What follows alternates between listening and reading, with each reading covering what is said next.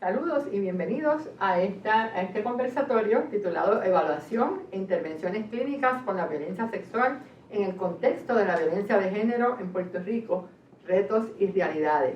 Me acompaña la doctora Rebecca Ward. La doctora Ward es psicóloga clínica con 31 años de experiencia, 29 de ellos trabajando en intervención y prevención de violencia sexual. Desde el 2001 dirige el Centro de Ayuda a Víctimas de Violación del Departamento de Salud de Puerto Rico y dirige también el Instituto de Control y Prevención de la Violencia. Es miembro de la Coordinadora Paz para la Mujer y perteneció al Consejo Asesor del National Sexual Violence Resource Center del Centro para el Control de Enfermedades del Departamento de Salud y Servicios Humanos de los Estados Unidos. Desde hace un año forma parte del Comité de Prevención, Apoyo y Rescate de Educación PARE sobre Violencia de Género. Me acompaña la doctora Rosemary Méndez. La doctora Méndez es catedrática de la Universidad de Puerto Rico en Mayagüez e investigadora con publicaciones en varias revistas profesionales. Tiene una maestría en Ciencias de la Enfermería y un doctorado en la práctica de la enfermería. Es la primera enfermera certificada en enfermería forense en agresión sexual en Puerto Rico y es la presidenta de la sección de enfermería forense del Colegio de Profesionales de la Enfermería en Puerto Rico. Bienvenidas. Y nos acompaña de manera virtual la doctora Linda Laras. La doctora Laras es ginecóloga forense, es profesora en la Escuela de Medicina San Juan Bautista, investigadora y directora del Centro Salud Justicia de Puerto Rico. Es también ginecóloga de niñas y adolescentes y tiene más de 40 años de experiencia en la práctica médica. Posee un postdoctoral master's en investigación clínica y ha sido reconocida como una de las principales expertas en violencia sexual en Puerto Rico. Bienvenida también, doctora Laras. Saludos. Así, vamos a hacer una pequeña introducción al tema, ¿verdad?, de la violencia sexual en Puerto Rico. Como hemos señalado anteriormente, la violencia basada en orientación sexual e identidad de género se refiere a todo acto de violencia física, verbal, emocional o sexual dirigida a una persona por motivo de su orientación sexual o identidad de género. La violencia sexual se refiere entonces a todo acto, exposición o contacto sexual que ocurre sin el consentimiento de su recipiente. Puede involucrar fuerza física, engaño, administración de sustancias que interfieran con la capacidad de consentir, coerción o amenazas. Tengo unas estadísticas, ¿verdad?, que nos facilita la doctora Ward, que nos ponen un poquito en perspectiva la situación de la violencia sexual en Puerto Rico. Se estima que más de 1 de cada 3 mujeres ha vivido violencia sexual de contacto, violencia física o acecho por parte de su pareja en algún momento de la vida. Se estima también que un 43.6% de mujeres ha vivido alguna forma de violencia sexual de contacto en algún momento de sus vidas. Y se destaca el hecho de que 1 de cada 5 mujeres ha sido objeto de una violación o que han intentado violarla en un momento de su vida.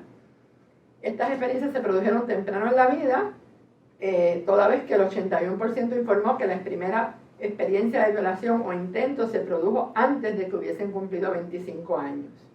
El 91% de los ofensores sexuales son hombres y el 89% eran familiares o conocidos. Y voy a cerrar esta introducción con una cita de Harriet Johnson que dice: todas las mujeres que conoces han tenido que tomar alguna vez la ruta más larga. Todas han volteado a mirar. Todas las mujeres han disimulado alguna vez frente a una vitrina o una ventana. Todas han llevado la llave en la mano. Todas han fingido hacer una llamada telefónica. Todas han llegado a la esquina y han corrido alguna vez. Todas las mujeres que conoces han caminado a casa asustadas. Absolutamente todas. Y esto es algo que nos lleva a una reflexión, ¿verdad?, de cuán serio es el problema. Y por eso les pregunto, ¿verdad?, abro una pregunta guía y con esto entonces ustedes comiencen la discusión de este tema.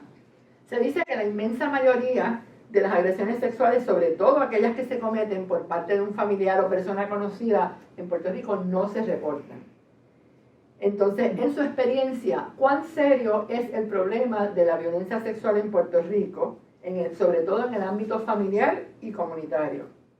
Desde su experiencia, ¿cuáles son los retos mayores en la evaluación e intervención con la violencia sexual en Puerto Rico? ¿Y en qué momentos han tenido que adaptar los protocolos de intervención para proteger o ayudar efectivamente a alguna víctima de violencia sexual? Pues sí, no sé si podría comenzar hablando desde la experiencia vivida desde el Centro de Ayuda a Víctimas de Violación, donde trabajamos, ¿verdad? Nosotros tenemos centros en las distintas regiones del Departamento de Salud y como bien mencionas, la magnitud de la incidencia tanto de violencia sexual como de violencia doméstica es muy grande en el mundo entero, no solamente en Puerto Rico. Una de cada 3 mujeres va a ser víctima o ha sido víctima de agresión sexual y una de cada 4 de violencia doméstica. Así que estamos hablando, como tú mencionas, de que es un problema prevalente, sumamente común. Lo único que no necesariamente se habla de esto por muchísimas razones. De hecho, la violencia sexual es el menos reportado de todos los crímenes, por todo lo que involucra en términos de lo que mencionaba, de coerción, de vergüenza, de sentido de culpa, de la presión social que a veces no se le cree a la víctima y se la responsabiliza de haber sido víctima de agresión sexual. Entonces, son muchas situaciones que ocurren que impiden que necesariamente las mujeres se sientan en la confianza con el empoderamiento de hablar de la experiencia que han tenido y no necesariamente conocen de los recursos disponibles. Así es que eso es parte, ¿verdad?, del panorama que tenemos y de los retos que tenemos de erradicar la violencia de género a través de las múltiples estrategias que tal vez más adelante podemos hablar.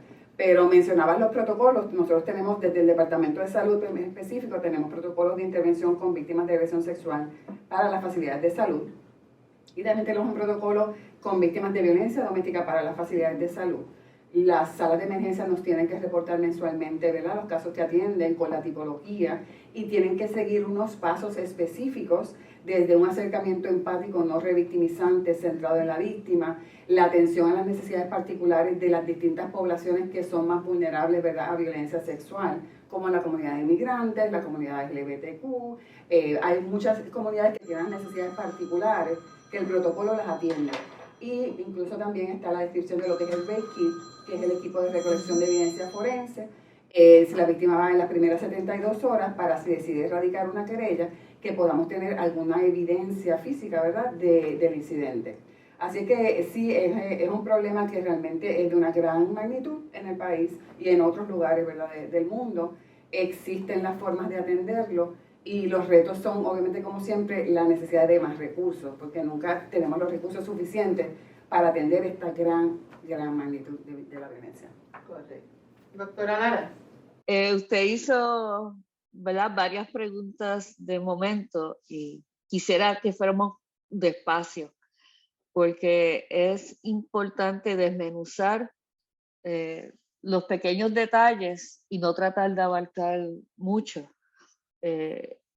Yo entiendo que uno de los problemas más grandes que tenemos son los mismos profesionales que trabajan con las víctimas.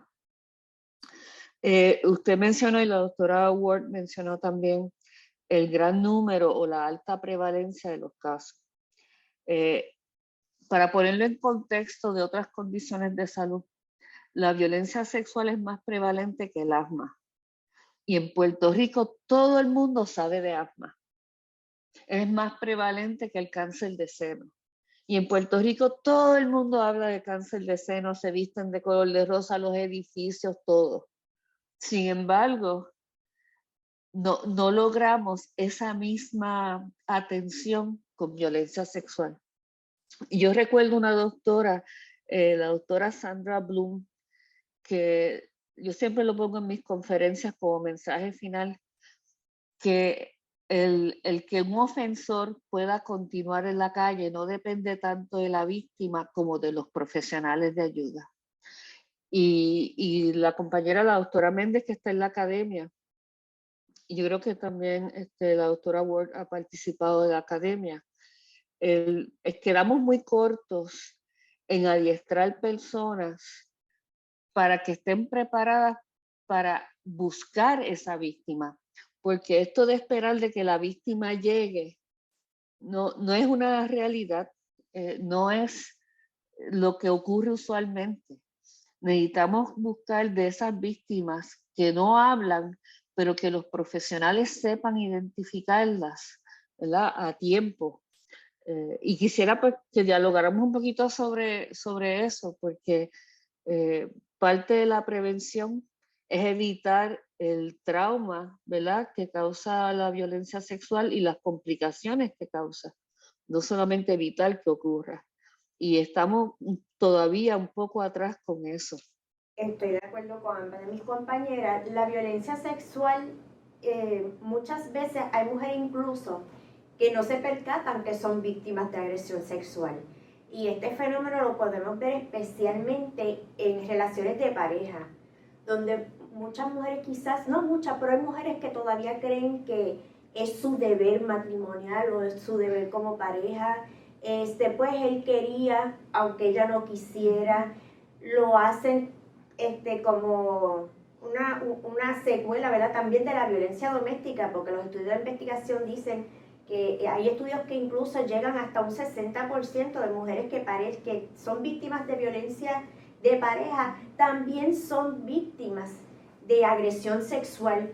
Y esto es una problemática muy seria. Y si es difícil identificar y que vengan hacia nosotros, la población en general, aún más difícil es esa mujer que está en una pareja que le está ocurriendo esto, porque no es el que dirán la familia, quizás económicamente depende de esa persona, quizás está amenazada de algún peligro adicional contra ella, hijos, animales, la restricción en su autonomía para poder reproducir, donde incluso no las dejan tomar pastillas anticonceptivas. O sea, vemos este fenómeno que hay, lamentablemente todavía en esta era, hay mujeres que son víctimas de agresión sexual y ni siquiera se percatan. Y cuando te hacen, cuando te cuentan lo que le está pasando, yo me acuerdo una señora que yo estaba con ella en clínica, y ella me narra su historia con su ex esposo. Y después que ella me narra, ¿verdad?, que él llegó ebrio y que ella no quería tener relaciones sexuales, pero él sí. Y pues él terminó teniendo relaciones sexuales con ella. Ella, después que me narra eso, que me dice que no quiere, que no disfrutó, etc., me dice, una pregunta, ¿eso es violación? Y estamos hablando de una mujer de más de 50 años, algunos 53 años, que uno diría, wow, pues no, y es una realidad que tenemos que bregar, especialmente en desarrollar esas relaciones de pareja saludables, enseñar una sexualidad saludable también, ¿verdad?, entre adolescentes, entre jóvenes adultos, entre adultos de todas las etapas, porque esto es un fenómeno que aún se da. Una pregunta en esa dirección, porque, ¿verdad?, la necesidad de proteger a nuestra población más joven, las violaciones en cita, por ejemplo, ¿es un fenómeno real? ¿Es un fenómeno? Porque muchas veces la gente dice, no, eso no pasa, eso en Puerto Rico no sucede. En la experiencia de ustedes, ¿cuánto estamos viendo este fenómeno en adolescentes, por ejemplo, o aún mujeres adultas? El fenómeno de violación en citas es bastante frecuente en Puerto Rico. Incluso hay encuestas a nivel de Estados Unidos y incluyendo Puerto Rico, donde identifican la magnitud de experiencias de agresión sexual de grado 9 a grado 12, y cuando comparamos la estadística de Puerto Rico versus la de Estados Unidos, nosotros estamos más altos en incidencia que incluso Estados Unidos. O sea que ese es un punto de intervención importante, ¿verdad? La escuela intermedia y los jóvenes, las juventudes. Y la agresión sexual intrafamiliar, el incesto, ¿cuán alto en Puerto Rico todavía? ¿Cuánto se habla o no se habla de esto? ¿Cuán difícil es, ¿verdad?, que podamos hablar de esto en la familia y en la escuela? Porque también tenemos la limitación, ¿verdad?, que muchas veces en las escuelas no se quiere hablar de sexo, y al no hablar de sexo no se habla de este tipo de problemas. En la experiencia de ustedes, ¿cuánto hay de esto también?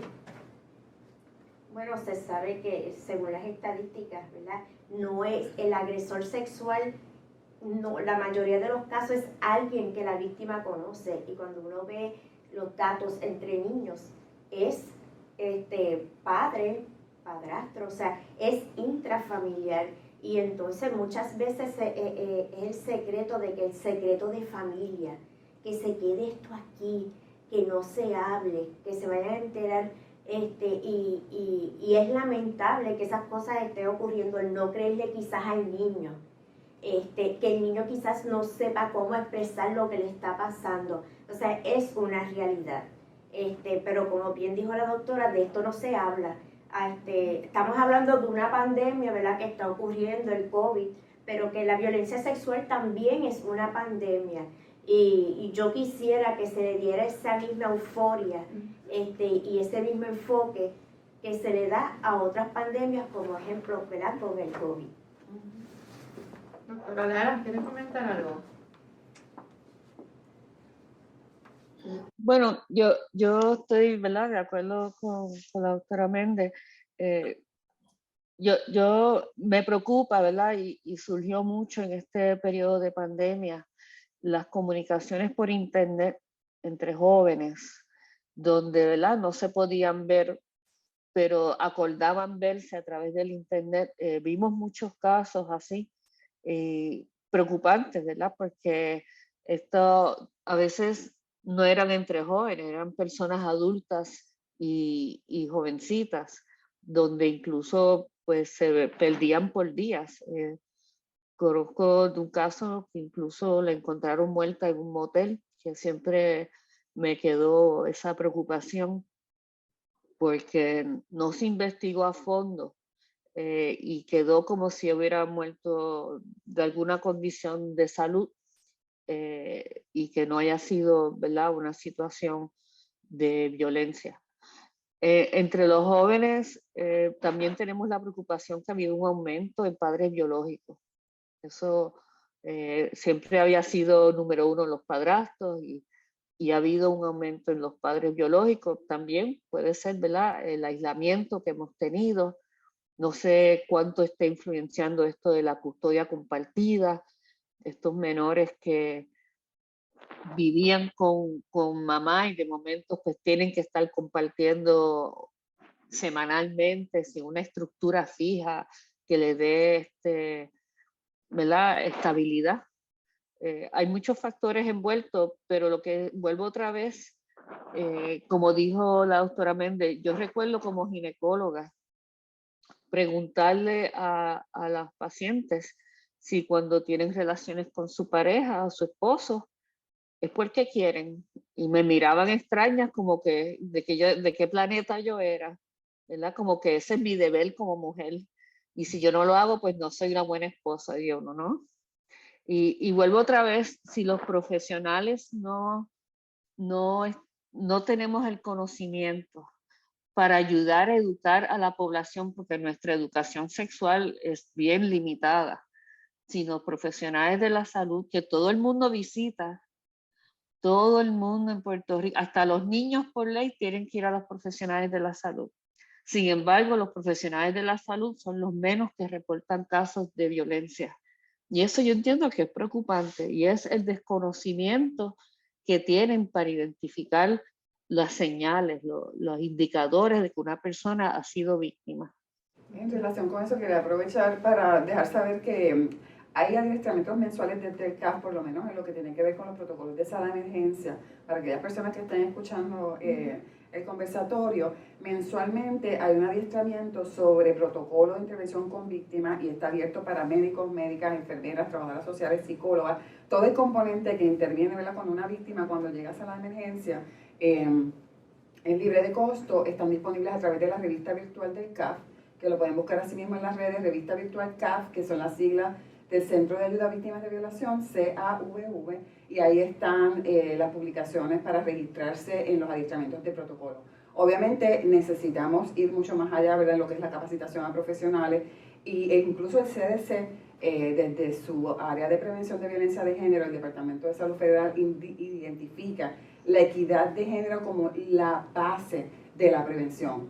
Si no trabajamos con educar en equidad de género desde kinder hasta universidad, vamos a seguir repitiendo patrones que no son saludables, ¿verdad?, patrones de violencia. Ahora, yo les pregunto entonces, la cuestión, por ejemplo, de la educación con perspectiva de género, que tanto, ¿verdad?, es un tema que no necesariamente se ha explicado quizás de la manera correcta y hay tanta desinformación sobre lo que realmente es o no es perspectiva de género.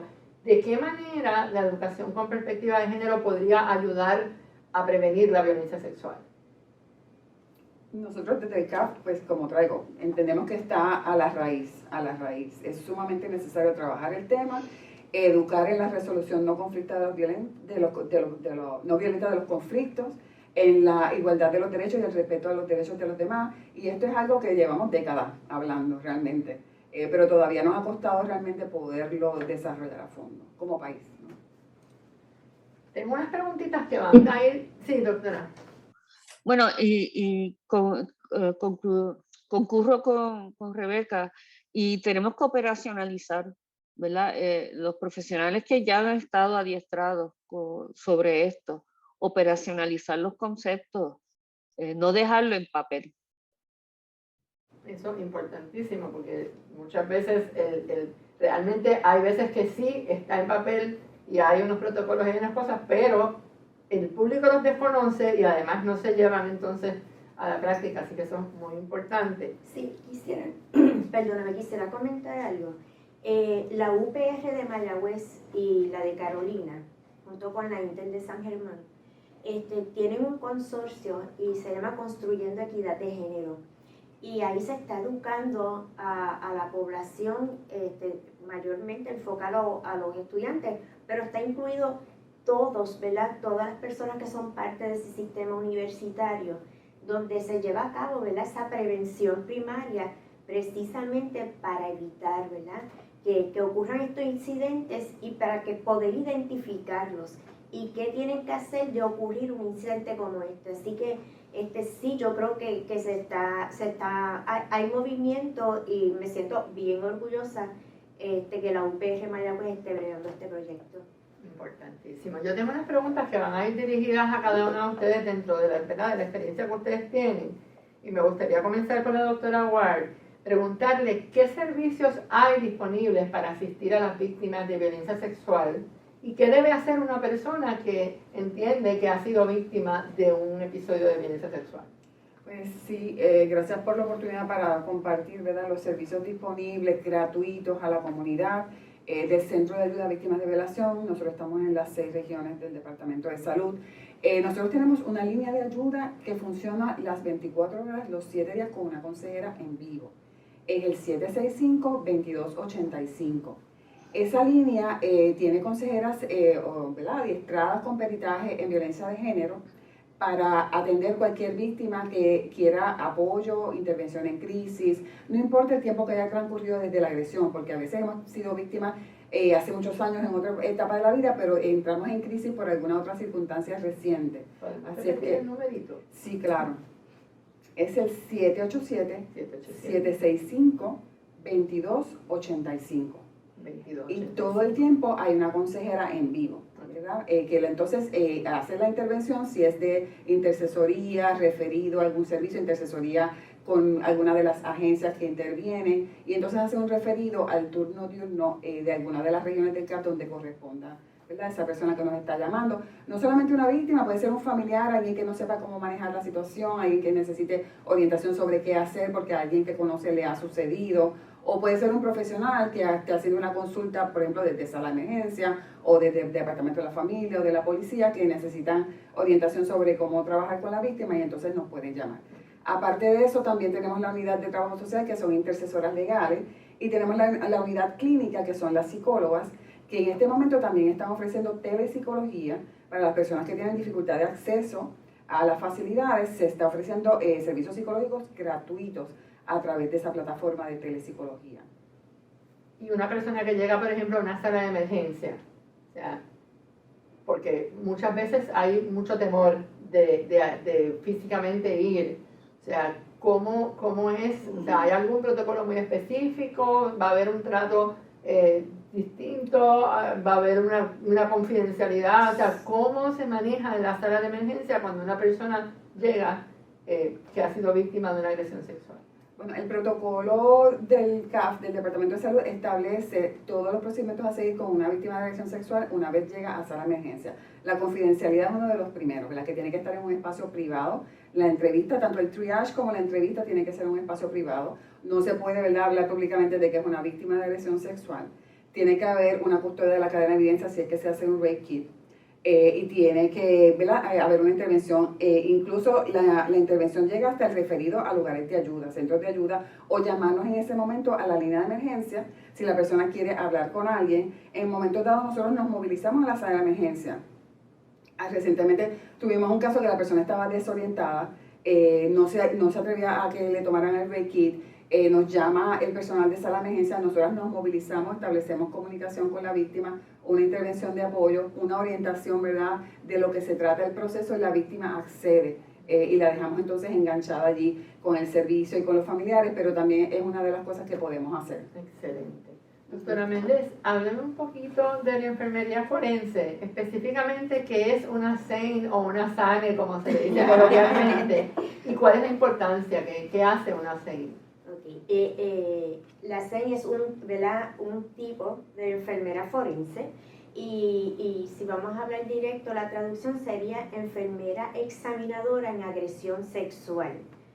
Las enfermeras examinadoras en agresión sexual llevan a cabo tanto prevención primaria como secundaria, y hacen cuando llega el paciente a la sala de emergencia, es la persona que hace el kit de agresión sexual, y lleva a cabo toda esa intervención.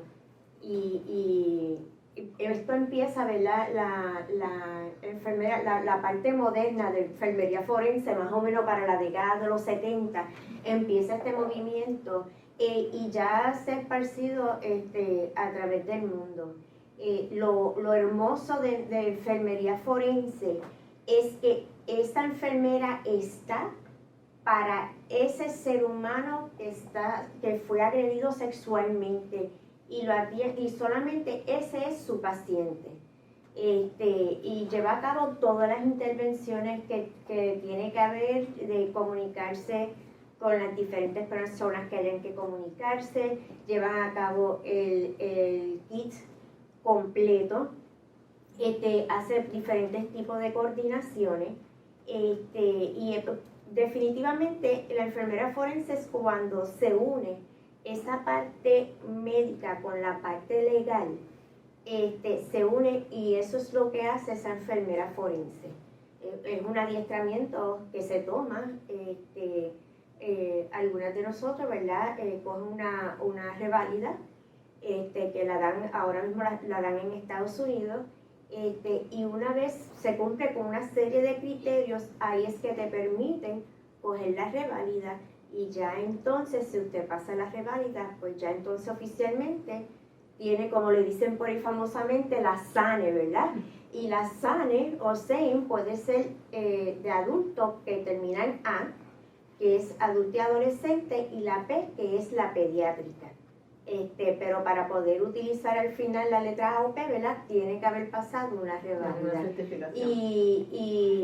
Y se ha probado, estudio de investigación tras estudios de investigación, que la efectividad de tener una SANE es mucho mejor estadísticamente, muchísimas cosas, que un modelo tradicional, porque esa enfermera especializada está para ese paciente.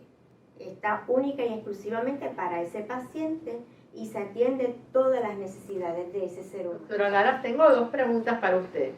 Una es a nivel clínico. Una es a nivel clínico. ¿Cuál es el reto más importante que usted entiende a nivel clínico que hay con el manejo, ¿verdad?, para poder asistir correctamente, para poder ayudar a las personas que son víctimas de agresión sexual?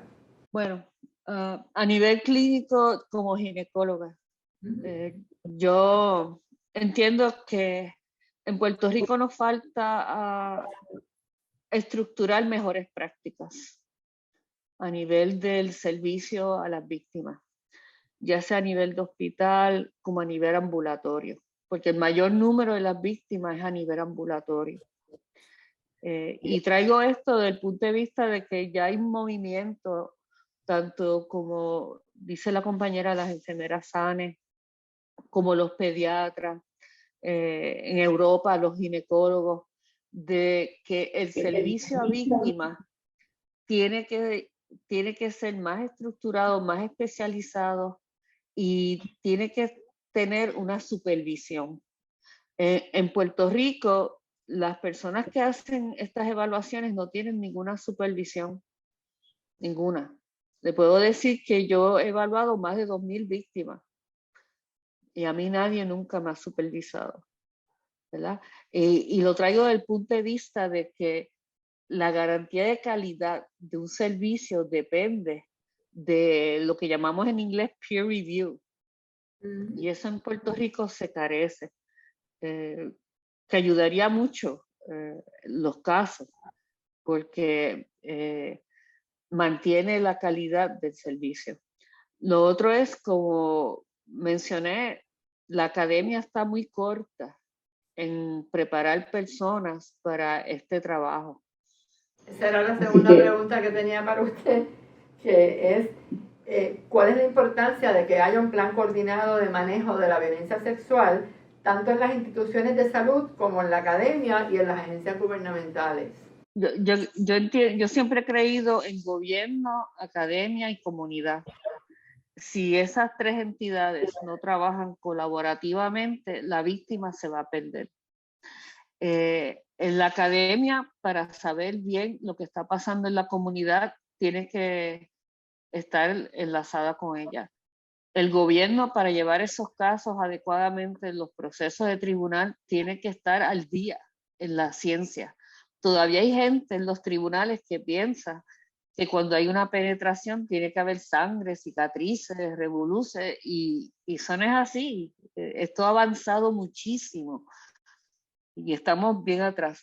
Yo apunté aquí unas cositas de beneficio de ese trabajo interagencial y transdisciplinario, que reduce la revictimización, agiliza los procesos, es efectivo y eficiente, disminuye la confusión y mensajes contradictorios, porque no hay cosa peor que el policía diga una cosa y la trabajadora social diga otra y el médico otra. Y la víctima se nos pierde, ¿verdad? Disminuye los costos.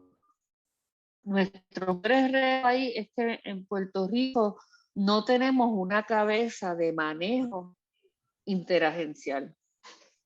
Cuando yo trabajé en Oklahoma, bajo el gobernador, había esa entidad como algo parecido a la procuradora, pero era la persona encargada de que hubiera puentes entre las diferentes agencias para que hubiera una comunicación, un objetivo uniforme entre todas las agencias. Nosotros, ¿verdad? Pasamos mucho tiempo discutiendo casos y tratando de ver que la otra agencia me ayude, ¿verdad? Y eso no ayuda a los procesos. También el hecho de que dentro de la misma agencia hemos tenido, por ejemplo, en el Departamento de la Familia, tenemos trabajadoras sociales que hacen y manejan una cosa de una manera y es la misma cosa en otro caso, pero lo manejan de forma distinta. Y es esa falta de adiestrarse como equipo juntos. Cuando yo estuve en Oklahoma, yo hice una certificación de trabajo interdisciplinario y es que la enfermera que sabe de esto, el psicólogo que sabe de esto, el fiscal, el policía, el médico, se adiestraban a cómo trabajar en equipo. Y yo entiendo que eso es algo en Puerto Rico que nos ayudaría mucho a agilizar los casos. Importante que quería preguntarles porque el trabajo de la doctora Lara una cosa importante. Hemos hablado mucho del manejo cuando llega la persona, pero hay gente que dice, yo no digo nada porque no va a pasar nada. O sea, ¿cuán real es eso? O sea, tenemos con qué, podemos ir a un tribunal y tenemos cómo probar estos casos, tenemos ¿Hay un apoyo a estas víctimas en el proceso legal más allá de la intervención clínica? ¿Tenemos apoyo suficiente para las víctimas? Son como distintos, ¿verdad?, elementos. Uno de ellos es el prejuicio social y las actitudes sexistas que tenemos y sostenemos, ¿verdad? Porque todavía nos falta mucha educación, mucha capacitación en el área. Por lo tanto, no podemos pedir que el sistema sea diferente de cualquier otro de los subsistemas de la comunidad, ¿verdad? En cuanto al trabajo interagencial, sí me gustaría mencionar que el CAF, Centro de Ayuda a Víctimas de Violación, históricamente ha trabajado interagencialmente para esos propósitos dobles de capacitación por un lado, de mantener la capacitación y el peritaje, de identificar las barreras de los servicios y poder identificar las alternativas. Eso es una estrategia que lleva bastantes décadas a nivel regional y a nivel central. Están los componentes que intervienen con las víctimas, están las unidades especializadas en delitos sexuales de la policía, las unidades especializadas en delitos sexuales de fiscalía, el personal de sala de emergencia, integrantes de organizaciones comunitarias de las regiones, que siempre entonces se reúnen periódicamente siempre tiene un componente educativo que surge de las necesidades de los mismos integrantes y un componente de identificar barreras en el servicio, porque a veces desde una región a otra son distintas barreras y distintas maneras de resolverlo, ¿verdad? Ahí está también, se me quedaba el Departamento de la Familia y otros. Y en un sentido más especializado, en Puerto Rico contamos con los centros para víctimas, menores víctimas de agresión sexual, los famosos CIMBAS. Esto es un modelo novedoso para el país, aunque existe en Estados Unidos hace muchísimas décadas de nuevo. Son los famosos Child Advocacy Centers, donde se dan todos los servicios o la mayoría de los servicios en el mismo lugar, para que entonces la víctima no tenga que estar yendo a todas las agencias. Todavía necesitamos desarrollar el modelo porque todavía culturalmente se nos hace difícil llevarlo a cabalidad, ¿verdad?, de que no vaya a ninguna otra agencia. Pero si viene, por ejemplo, el agente de la policía, la trabajadora social del Departamento de la Familia, cuando está una evaluadora o evaluador de alegaciones a través del espejo, para que entonces se pueda hacer una entrevista conjunta. En Estados Unidos esa entrevista se graba, y es lo que se utiliza como testimonio, ¿verdad? En Puerto Rico no podemos hacer eso porque culturalmente, legalmente no podemos usar ese testimonio, pero sí minimizamos la revictimización, donde ese menor o esa menor va a un solo lugar donde recibe los servicios, luego de la evaluación de alegaciones, entonces pasa a psicoterapia, ¿verdad?, para trabajar con el manejo del trauma. Y de esa manera, pues, se dan discusiones de casos interagenciales con los profesionales que intervienen con ese caso específico. O sea, la trabajadora social, el agente de la policía que consulta con fiscalía, para ver entonces la perspectiva de cada cual sobre lo que está sucediendo con el caso. Que sería pues la idea que trae la doctora Lara en cuanto a cómo trabajar. Claro, eso se da en los CIMBAS, no necesariamente en todos los lugares donde se trabaja con víctimas. Doctora Méndez. Enfermería forense yo creo que tiene un papel sumamente importante. Yo estudié en Estados Unidos, mi grado de doctor en enfermería, y tuve la oportunidad de estar llevando a cabo práctica clínica. Y era hermoso ver cómo todo un equipo de las diferentes profesiones, ¿verdad?, esos equipos interdisciplinarios se unían y dándose apoyo uno al otro para ayudar, ¿verdad?, y manejar a la víctima. Que yo creo que eso es un elemento bien importante. Y es bien importante cuando esa víctima llega a esa sala de emergencia, que haya alguien que se dedique a ese ser humano. Porque el hecho de esperar, de quizás tener una persona que no tiene dominio de las destrezas, ¿verdad?, que hay que intervenir, de intervención en crisis, de cómo se recogen, ¿verdad?, las muestras, etcétera, etcétera. Todo esto, ¿verdad?, puede volver a causar un trauma secundario en este ser humano. Por eso es bien importante para mí que haya más profesionales de la salud adiestrados en esta área, porque ese primer contacto con esa víctima es fundamental. Que ese hombre, esa mujer, ese niño, niña, se sienta apoderada, o sea, que se sienta empoderada, que está haciendo algo por sí, que está tomando decisiones en cada paso, ¿verdad?, que se está haciendo con esa persona, explicándole cada detalle, cada cosa. Así que yo creo en el modelo de enfermería forense en agresión sexual, lo apoyo totalmente y yo creo que es necesario, ¿verdad?, que crezca la población de enfermeras que estén adiestradas en esta área para que haya más profesionales de enfermería atendiendo a las víctimas de agresión sexual. Hemos hablado de manejo, ¿verdad? Hemos hablado de evaluación, hemos hablado de coordinación, hemos hablado de la academia, de educación. En términos de prevención, hablemos un poquito de cultura. ¿Cómo nuestra cultura, de qué maneras nuestra cultura, no quiero decir facilita, pero permite que haya un problema tan grande de violencia sexual?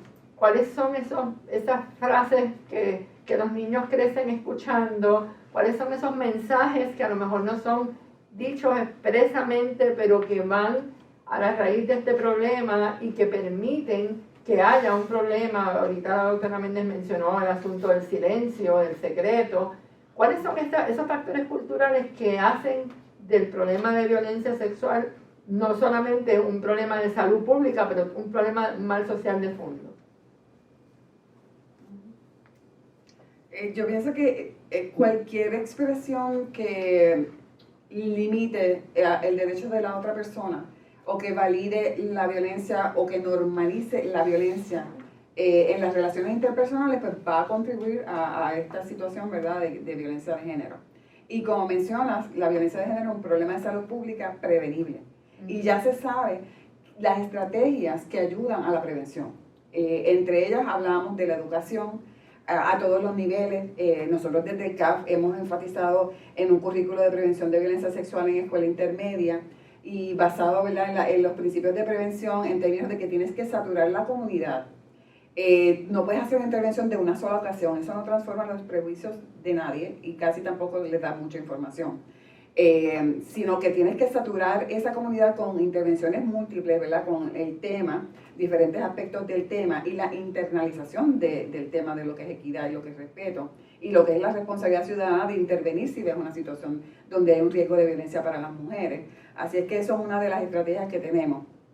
Aparte de las alianzas que tenemos, los equipos interagenciales, en cuanto a prevención primaria, tenemos un comité de prevención primaria de violencia sexual llamado COPAS, donde hay 43 integrantes, tanto de la academia como de las agencias y de la comunidad, donde se trabajó un plan a 5 años y se identificaron unas áreas temáticas a desarrollar.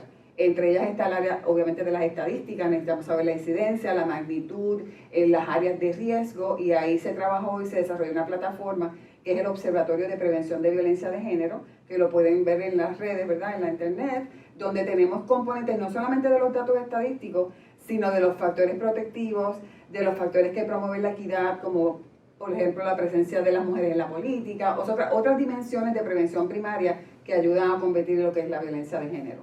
Excelente. Doctora, en el rol, el papel de este médico primario, de la médica, de los pediatras, por ejemplo, en esta educación, en este factor cultural, o sea, ¿cómo usted visualiza el rol de este profesional de la salud, que es la persona que más cerca está muchas veces, por ejemplo, de las niñas y los niños y de la familia? Bueno, yo recuerdo cuando llevaba a mis hijos al pediatra, el médico me preguntaba a mí, no se sentaba a hablar con el menor.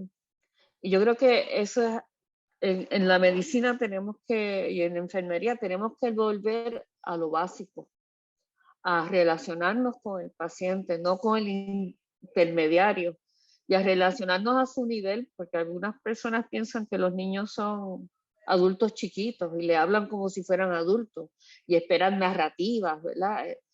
Hay que saber hacer la pregunta, pero para saber hacer la pregunta tienes que conocer lo que es trauma y tienes que conocer lo que es el impacto de trauma a diferentes edades, en diferentes circunstancias, porque cada persona va a responder. Yo recuerdo mucho que la doctora Ilia Vázquez hablaba de que cada uno tiene una mochila de experiencias de vida y según esas experiencias de vida que tú vas a reaccionar a lo que te está pasando.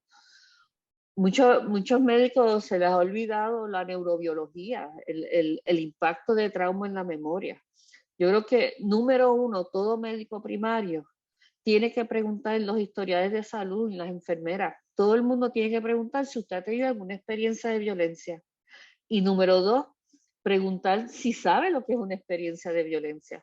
Pues como dijo la doctora Méndez, muchas mujeres ni reconocen que lo que le está pasando es violencia.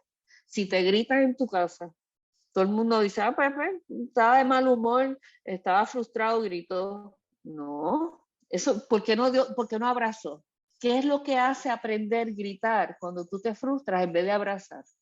Pues ese tipo de cosas, eso es lo que los médicos tienen que estar ocultando y preguntando, si ve que tiene un moretón en una pierna, pregúntale cómo se hizo, mira a ver si hizo sentido ese moretón. O sea, no dejarlo ahí porque los pacientes están acostumbrados a hablarle al médico dependiendo de lo que el médico pregunta. Si tiene dolor de cabeza, si le duele la barriga, pero si no le preguntas cómo se manejan las cosas en casa, nunca te lo va a decir. Si no le preguntas si de noche tú te acuestas con miedo a los niños, si tú te acuestas de noche con miedo, no te lo va a decir porque no va a pensar que eso te toca a ti manejarlo.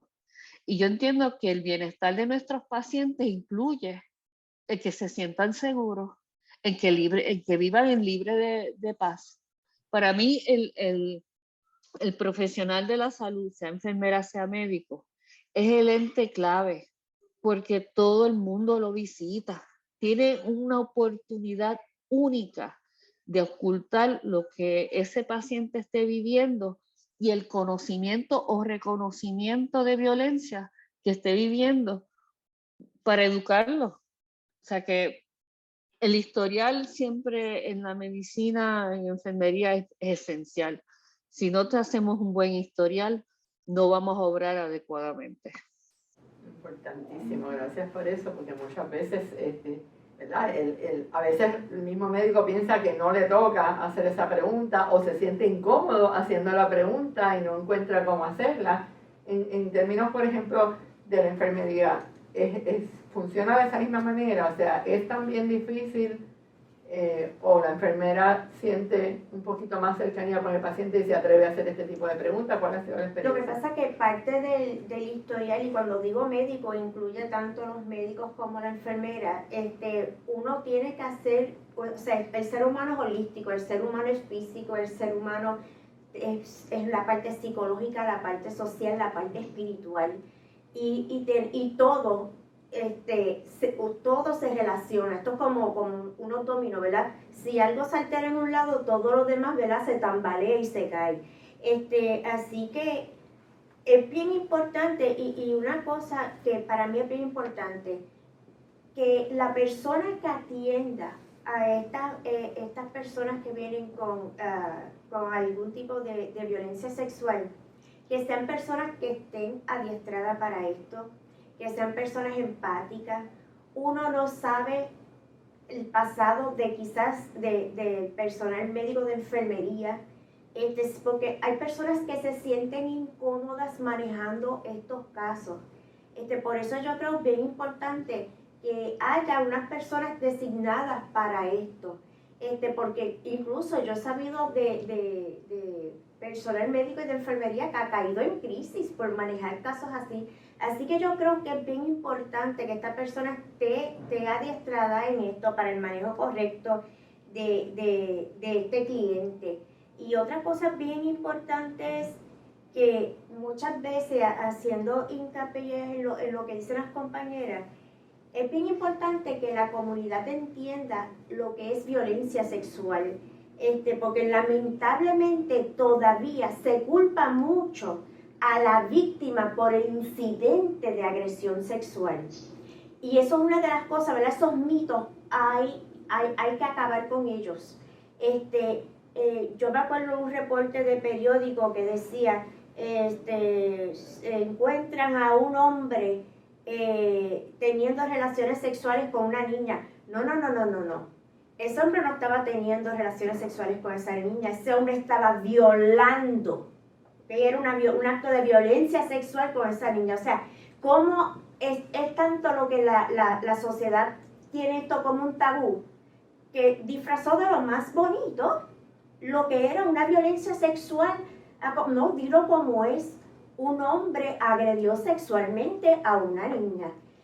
Porque si es una menor de edad, ¿verdad? Con ninguna niña de 13 años, estar con un hombre de 30 años, perdóname, pero ese ser humano no tiene la capacidad de consentir ese acto sexual. Así que yo creo que tenemos que tumbar esas barreras, de dejar de estar culpando a la víctima. Es bien triste. Yo he tenido la experiencia de víctimas que han llegado a la sala de emergencia y que digan, pues, ¿qué hacía embriagada?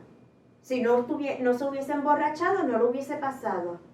Miren, señores, usted invadió la intimidad de esa persona no tiene la capacidad por consentir, por lo tanto, usted respete y mantenga esa distancia. Y yo creo que eso hay que informarlo a todos los niveles, porque hay personas, no sé cómo, que se creen que, pues, no resistió, pero si estaba embriagada, no tiene la capacidad para consentir. Y yo creo que a todos los niveles, especialmente yo que estoy en la universidad, hay que educar y dejar de estar culpando a la víctima por lo que le ocurrió.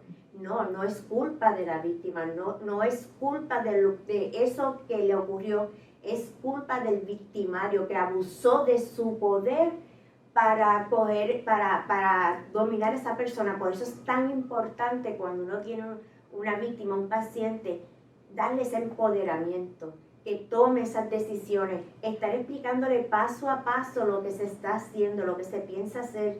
En el momento de hacerlo, volverle a explicar que ese ser humano decida, ¿verdad? Siempre y cuando tenga la información correcta, que sea una decisión informada.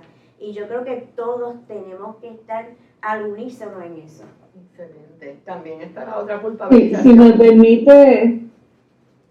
si me permite añadirle algo a la doctora Méndez, porque siempre recuerdo eso de los colegiales y el alcohol y las fiestas. Y era algo que, por ejemplo, si bebes, no tengas sexo. Si bebes, te decían que no guíes, pues no tengas sexo, porque realmente no hay capacidad de consentir, punto. No es excusa estar bebido, ¿verdad? Y otra cosa... Sí, eso es así. Otra cosa que mencionó de la cultura, mire, si cada uno de nosotros empezamos a escribirle a las compañías y a los legisladores, a donde sea, por ejemplo, ponen una mujer en traje de baño al lado de un carro, como si sexualizando la compra del carro. O sea, todo este tipo de cosas, nosotros lo vemos como normal y es realmente una manera de invisibilizar la violencia contra la mujer. Tenemos que educar otra vez a nuestra comunidad, quejarse, a moverse, a ser proactiva, a escribir. Ya la gente no escribe, no se, ¿verdad? No denuncia cosas. Se queda tranquila en casa, pero ¿sabe qué? Y eso yo siempre lo traigo cuando voy a la comunidad. Si usted está tranquilo en su casa un día, van a tocar a su puerta y va a ser la violencia. Evítelo, siendo proactivo ahora. Trate ¿verdad? De llevar el mensaje a su vecino. Cuando usted vea algo, haga algo. No lo deje así. Nos toca a todos, ¿verdad? Todos. Está esa otra culpabilización, no solamente de lo que le pasó, sino de la denuncia. Sobre todo en los casos de la violencia intrafamiliar, ¿verdad? Que es, le ponen esa carga a veces de no le hagas daño, que es tu tío, que es tu papá, no le hagas daño, que es el padre de tus hijos, ¿verdad? Y entonces olvidamos quién fue que hizo daño, que la denuncia no es la que hace daño, sino el acto. El acto. Sí. ¿Qué mensaje ustedes llevarían para prevención, que para protegernos, para proteger a nuestras hijas, a nuestros hijos, porque los niños hay que protegerlos también, a los varones?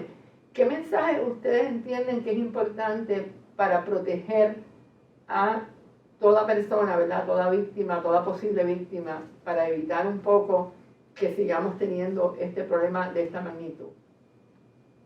Yo creo que una de las estrategias es la educación entre los profesionales. Porque a veces son los primeros que tienen los prejuicios contra las víctimas, porque lamentablemente, yo me imagino que las compañeras también, a veces uno escucha cosas entre profesionales de la salud, pues, ¿quién la manda a estar borracha? wow, ¿sabes? Y uno dice, espérate, yo escuché esto, correcto. Así que yo creo que lo primero es reforzar esa educación entre los profesionales, ¿verdad? De ese equipo multidisciplinario que interviene directa o indirectamente, ¿verdad? Porque estamos los que intervenimos primariamente y secundariamente con estos seres humanos, ¿verdad? Que han pasado por esto. Tenemos que educar a nuestra población, que reconozcan lo que es un acto de violencia sexual, ¿verdad? Que un acto de la violencia sexual es bien amplia y abarca muchas cosas. Yo creo que eso es bien, bien importante. Yo creo que tenemos que cambiar actitudes, comportamientos hacia la víctima en una forma despectiva. Tenemos que cambiar esas actitudes negativas y tenemos que trabajar todos en conjunto, no en islas, trabajar todos en conjunto, como diferentes profesionales que somos, dirigidos, ¿verdad? A algún día, ojalá que algún día yo pueda decir, mira, ya no voy a ejercer más como enfermera en agresión sexual, porque ya no hay más agresiones sexuales. Ese sería el deseo más grande de mi vida. Así que tenemos que unir, ¿verdad? Aunar fuerzas todos hacia una dirección, ¿verdad? Que es hacia mejorar esta cultura de culpabilidad y de extenderle la mano a esa. Otro mito de que una agresión sexual es solamente de contacto. Exponer a un menor, por ejemplo, a imágenes, ¿verdad?, genitales o de actos sexuales, o sea, sexualizar a un menor a través de una pantalla, ¿lo consideramos una agresión sexual? ¿Lo consideramos un ataque sexual? Es violencia sexual. Es violencia. ¿Sabes? La violencia sexual compone muchas cosas. La violencia sexual es exponer a menores a pornografía, el que digan por ahí, vaya mami, qué buena tú estás, ¿verdad? Y yo me siento hostigada, yo me siento ofendida. Eso es violencia sexual. O sea, la violencia sexual no está, ¿me permites tocarte? Me permites. Yo la conozco, la puedo tocar, ¿verdad? Uh-huh. No hemos tocado, pero es esa cuestión, mira, besa a tu tío. Espérate, si el nene no quiere besar, cuidado, ten un poquito más de precaución. O sea, es violencia sexual y la violencia sexual abarca muchas conductas y todas tienen un efecto negativo. No importa cuál sea el tipo de violencia sexual, tienen un efecto negativo. Así que yo creo que tenemos que empezar educando qué es violencia sexual y todas las cosas que abarcan la violencia sexual. Esas madres entonces, esos padres que nos están escuchando, esos maestros que no hemos hablado de los maestros y el papel tan importante que un maestro o una maestra tiene en este asunto de la prevención y del enseñar a los niños a protegerse. Doctora Lara, ¿quiere decirnos algo sobre eso? Sí, yo sé que Rebeca va a tener mucho que decir, pero quiero decir dos palabras. Y es que hay que estar alerta y no regalen la confianza. El depredador más común es el que está cerca. No regalen la confianza. Dejen que la relación entre las personas sea algo que la confianza vaya desarrollándose. Enseñémosles eso a los niños. Porque el problema que tenemos con los niños es que nosotros decimos que los adultos sí saben. Entonces los niños van a hacer lo que dicen los adultos. Tenemos que decir que los adultos pueden saber, pero primero pregunta. Si tienes dudas, si sientes incomodidad, aléjate, busca a otra persona, ¿verdad? Nosotros los puertorriqueños somos muy cariñosos y somos muy de darnos abrazos, besos y todo ese tipo de cosas. Ahora con la pandemia pues ha bajado eso un poco, pero no dudo que volvamos porque nosotros somos gente nice, gente chévere. Pero tenemos que estar en alerta que el depredador está cerca, lamentablemente. Y Puerto Rico está viviendo unos días de violencia bien altos. Sí. Enseñar a los niños a confiar en su instinto, que a veces los papás... Pero los currículos que habla la doctora Ward son cosas que se deben reproducir. Deben ser, no deben ser currículos del CAF, deben ser currículos del Departamento de Educación. Punto. De acuerdo. Si hay currículos, ¿verdad? Para escuela elemental, para escuela intermedia, ya que ya ha sido probado, y es importante difundirlos y que se utilicen más. Yo pienso que, respondiendo a tu pregunta de la prevención, empezar por el autoanálisis, la autoevaluación, de verdad, qué valores sexistas estoy suscribiendo yo misma, porque estamos en una sociedad con unos valores que suscribimos, ¿verdad? Inconscientemente, y entonces esa autoevaluación de, espérate, ¿qué tanto esto responde a una dinámica de equidad a nivel interpersonal? Una crianza en equidad. Y la movilización comunitaria, como estaban mencionando ahorita, ahora mismo estamos en noviembre, el 25 de noviembre se celebra el Día Internacional de No Más Violencia contra las Mujeres. Hay un ciclo de conferencias que el Senado ha auspiciado y que la comunidad se puede activar en términos de utilizar estas fechas significativas para trabajar en la educación y la concienciación. Hay que educarnos. La información es la que nos da poder. Mientras seguimos, ¿verdad?, sin reflexionar sobre lo que ha sido la experiencia, sobre lo que son normas culturales nocivas, no vamos a poder hacer el cambio social. Excelente. Pues yo creo que hemos cubierto, ¿verdad?, mayormente todo. Si quisieran algún mensajito, ¿verdad?, de despedida, con qué quieren que se quede, qué quieren que se quede ahí en la mente de quienes nos están viendo y nos están escuchando. Doctora Lara, si usted quiere darnos un mensaje final. Yo diría, da un paso. Si tú no has sido víctima, da un paso en hablar del tema. Con tu vecino, con los compañeros de trabajo, con los estudiantes, da un paso. Si tú has sido víctima y no has recibido ayuda, da el paso, oriéntate. Puedes llamar a las líneas de ayuda, que hay muchas, y oriéntate. No tienes ni que dar tu nombre. Da el paso, porque cuando damos el paso, ya vencimos algo. Así que ese es mi mensaje. Excelente, doctora Méndez. Mensaje final. Como dijo la doctora, de esto no se habla y tenemos que hablar. Tenemos que orientar y a los niños, ¿verdad? Porque a veces no queremos, no, vamos a hablar del tema en todos los niveles, vamos a comunicarnos, vamos a identificar qué conductas son aceptadas o no aceptadas. Los profesionales también, especialmente, saber identificarlos, apoyarnos unos a los otros como equipo interdisciplinario, ¿verdad?, para la intervención de este ser humano, ¿verdad?, que viene hacia nosotros solicitando ayuda, ¿verdad?, sin echarle más culpa, que a veces lamentablemente lo vemos entre los mismos profesionales de la salud. Yo diría que la prevención es posible, todos y todas podemos hacer algo, y si has sido víctima, busca ayuda confidencial y gratuita en el Centro de Ayuda a Víctimas de Violación, en el 765-2285, estamos allí para apoyarte. Excelente, pues le agradezco mucho. Si me permites traer también mi línea. Claro que sí. Y no es para competir con el CAF, pero la línea de nosotros tiene texto. Hay veces que la víctima está en una circunstancia que no puede hablar y tiene la capacidad de texto.